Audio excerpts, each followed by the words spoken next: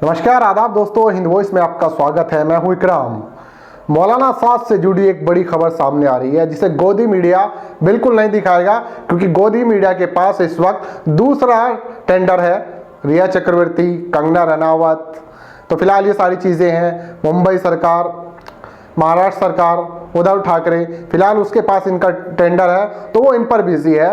5-6 महीने पहले उसके पास मौलाना साद का टेंडर था। ये टेंडर होते हैं, आप लोगों को पता ही है, इसीलिए उसे गोदी मीडिया कहा जाता है। मौलाना साद से जुड़ी एक बड़ी खबर सामने आ रही है। अदालत ने आदेश दिया है कि उनके घर के हिस्से को खोल दिया जाए और पुलिस को आदेश दिया कि 5 दिन के अंदर अंदर अगर आपको जांच करनी है तो कर लीजिए, नहीं तो उनके घर की चाबी उन्हें दे दीजिए। उनका घर खोलने का आदेश दे दिया है। क्या है पूरी खबर, वो बताने से पहले आप लोगों से अपील है कि अगर अभी तक आपने हमारा चैनल हिंद वॉइस सब्सक्राइब नहीं किया है तो चैनल को सब्सक्राइब जरूर करें। साथ ही अगर फेसबुक पर ये वीडियो देख रहे हैं तो फेसबुक पेज को फॉलो कर सकते हैं। इसके अलावा हम लोग ट्विटर और इंस्टाग्राम पर भी एक्टिव है, आप लोग हमें अपने सुझाव भेज सकते हैं। अब बढ़ते हैं इस खबर की तरफ। ये खबर क्या है, आपको याद ही होगा मार्च का आखिरी हफ्ता जब लॉकडाउन का ऐलान किया था कोरोना की वजह से, और प्रधानमंत्री ने कहा था कि जो जहां है वहीं रहे, बाहर ना निकले, कोरोना फैल रहा है। उस वक्त देश में 1000 के केस की तादाद भी नहीं थी। उसके बाद फिर अचानक मीडिया पर लास्ट में यानी कि 30 तारीख से कुछ पहले 27-28 तारीख को बताएगा कि मरकज निजामुद्दीन जो दिल्ली में स्थित है और तबलीगी जमात का हेडक्वार्टर है, वहां पर जमाती छिपे हुए हैं। देश विदेश से 155 देशों से भी ज़्यादा जहाँ से जमाती का काम होता है, तबलीग का काम होता है, इस्लाम का एक तरह से प्रचार होता है, लेकिन इस्लाम के लोगों के बीच में ही कुछ बेसिक चीज़ें होती हैं इस्लाम की जो वो लोग समझाते हैं।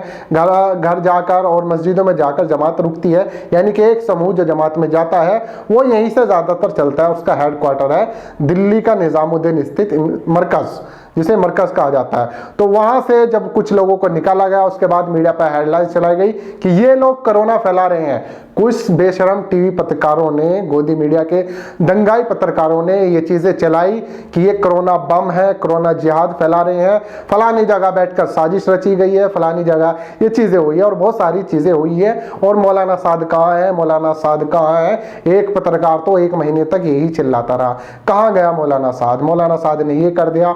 उसके बाद क्या हुआ देश भर में, आप लोगों को पता ही है, इतनी बार खबरें कर चुका हूं कि जमात से जुड़े जो भी लोग थे, या मैं यूं कहूं कि दाढ़ी टोपी वाला भी कहीं किसी को नजर आ गया तो उसके साथ एक अलग ही तरह का व्यवहार किया गया।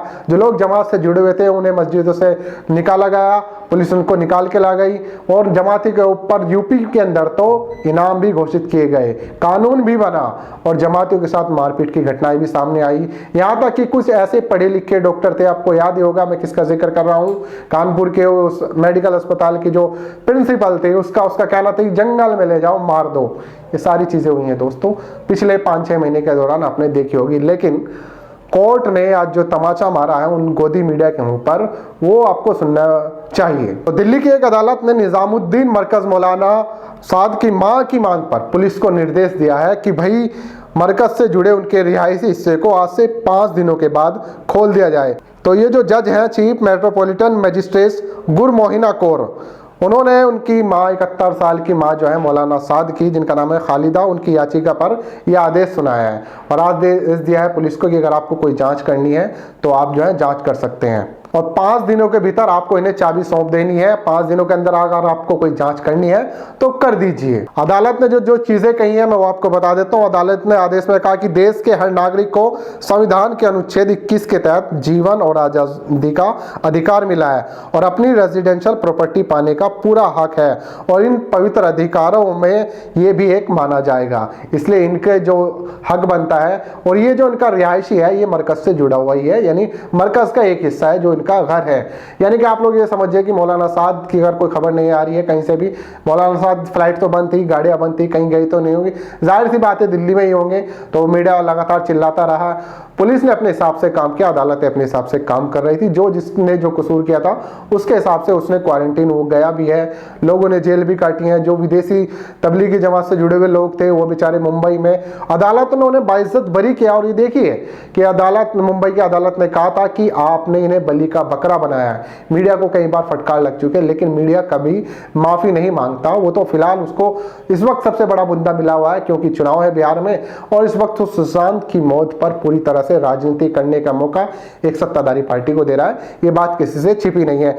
तो ये सारी चीजें चल रही हैं और यहाँ पर जज ने बोल दिया कि आप इनका जो घर है वो इनको वापस दे दी जाए, इनकी चाबी दे दी जाए, इनको कोई जांच करनी है, 5 दिन का समय आपके पास। और एक चीज, अदालत ने जब ये फैसला सुना रही थी तो एक और क्या कि रिहायशी हिस्से की जो चाबियां थी वो वहां के पुलिस अधिकारियों के पास ही है और ऐसा कोई आदेश या कानूनी प्रावधान पेश नहीं किया गया जिसके आधार पर 1 अप्रैल से उस परिसर को बंद रखा गया है। यहाँ तक कि एसडीएम ने भी, जो उस एरिया के एसडीएम है, उन्होंने अपने जवाब में कहा कि उनके दफ्तर में कभी संबंधित परिसर को सील रखने का निर्देश जारी नहीं किया।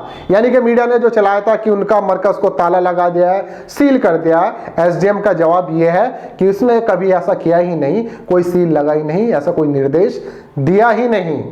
एसडीएम ने कहा कि उन्होंने सिर्फ इतना किया था कि उस पूरे जगह को सैनिटाइजर करा के उसे लॉक करके चाबी पुलिस अधिकारियों को सौंप दी थी, इसके अलावा उन्होंने कभी उसे सील नहीं किया। ये चीजें कही गई हैं। साथ ही पुलिस भी इस बात को कह रही है कि इस जगह को उन्होंने कभी किसी अपराध से जोड़ा ही नहीं, किसी अपराध से जोड़ा नहीं। पुलिस ने के जवाब में भी ये चीज सामने आई है।